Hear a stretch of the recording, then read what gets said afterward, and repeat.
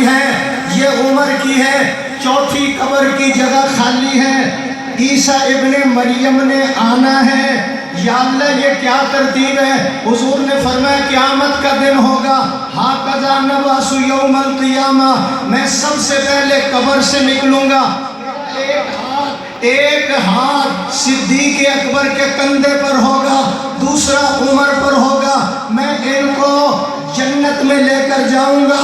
مجھے پتہ چل گیا آگے قیادت مصطفیٰ کرتا ہوا جائے گا، پیچھے حفاظت عیسیٰ ابن مریم کرتا ہوا جائے گا۔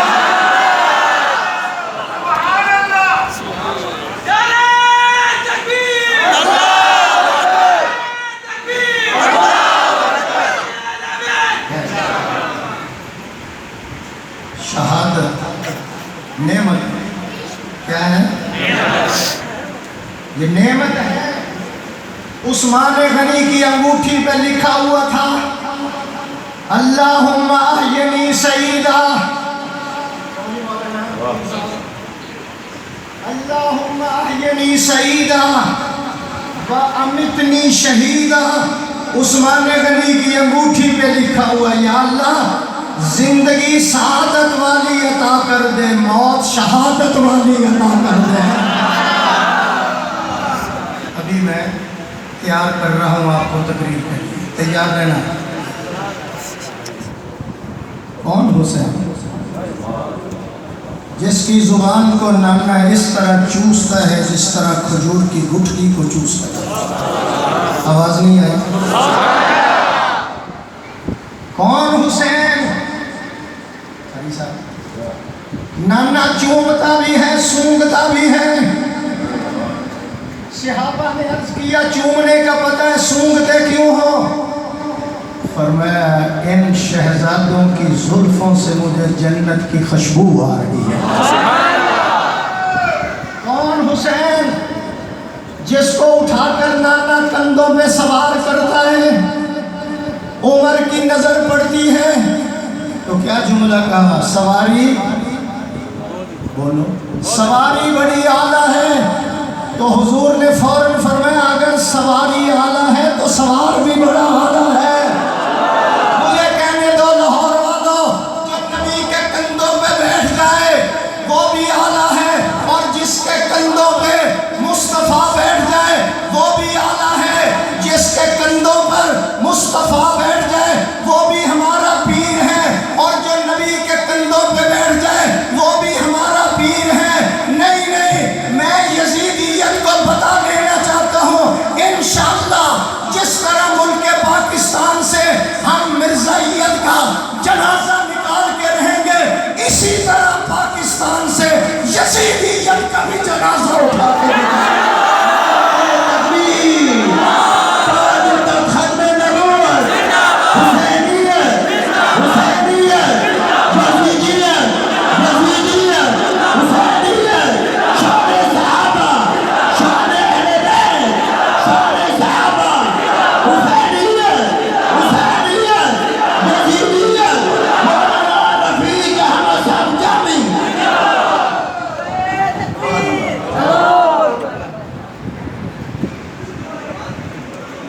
کبھی ابو بکر اٹھا کے گود میں بٹھاتے،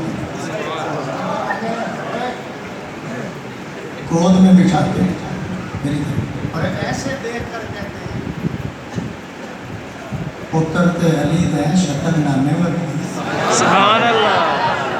اور ایک جملہ اور کہتا ہوں ایمان تازہ ہو جائے۔ حضور نے حضرت حسن سر سے لے کر ناف تک حضور جیسے، ناف سے لے کر پاؤں تک حسین حضور جیسے، اور ایک دن نبوت کی زبان سے نکلا علی حسن میرا بیٹا ہے، حسین تیرا بیٹا ہے۔ حسن میرا بیٹا ہے، حسین تیرا بیٹا ہے۔ گود میں بٹھایا، بیٹا علی کا ہے، شکل نانے جیسی ہے۔ یہ کون بٹھا رہا ہے؟ ابو بکر بٹھا رہا ہے۔ یہ ابو بکر ہے جو خطبہ دیتا ہے تو دائیں بائیں حسنین کریمین کو بٹھاتا ہے۔ یہ کون عمر ہے جو کہتا ہے میں مشورہ کرنے لگا ہوں اندر کوئی نہ آئے، قاری صاحب میری طرف سے اندر کوئی نہ آئے۔ عبداللہ ابن عمر آئے، روک لیا گیا۔ حضرت حسین آئے، مشورہ اندر امیر معاویہ اور حضرت عمر کر رہے ہیں۔ حسین واپس چلے گئے، پتہ چلا کہ حسین آیا تھا اور واپس چلا گیا۔ فوراً پیغام بھیجا، میں مشورہ کر رہا تھا، آپ چلے گئے، حضرت اجازت نہیں تھی، فرمایا سب کو اجازت لے کر اندر آنا ہوگا، آپ بغیر اجازت کے اندر آ سکتے ہیں۔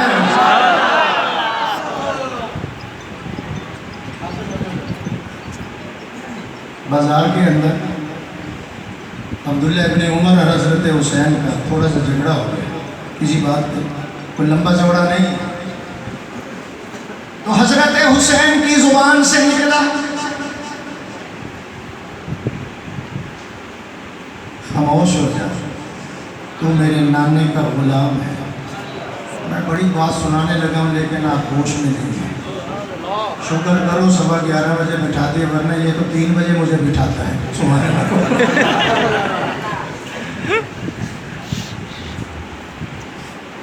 کیا کہہ رہا ہے؟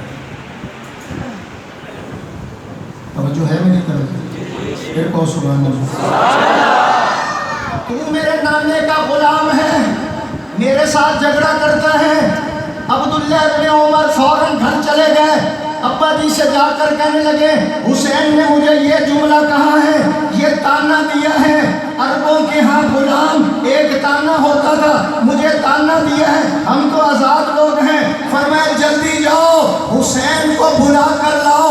جب حسین آ گئے، حضرت جب حسین آ گئے تو عمر نے سوال کیا، آپ نے یہ جملہ کہا تھا کہ آپ میرے نانے کے غلام ہیں؟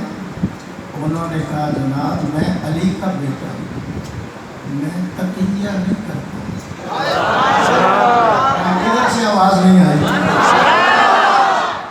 میں علی کا بیٹا ہوں، میں بہادر بھی ہوں، میں سخی بھی ہوں، میں نے فاطمہ کا دودھ پیا ہے، میری رگوں میں علی کا خون ہے۔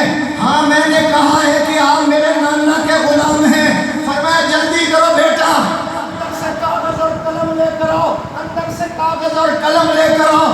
لے کر آیا، لکھ دے حسین میں تیرے نانے کا غلام ہوں۔ انہوں نے لکھ دیا، وصیت فرمائی جب میں دنیا سے رخصت ہو جاؤں یہ کاغذ کا ٹکڑا میرے کفن کے اندر رکھ دینا، اور اللہ قیامت کے دن پوچھے عمر کیا لائے ہو، میں کہوں گا یا اللہ کچھ نہیں لایا۔ اس ٹکڑے کو پڑھ لو، حسین نے لکھا ہے کہ میں اس کے نانے کا غلام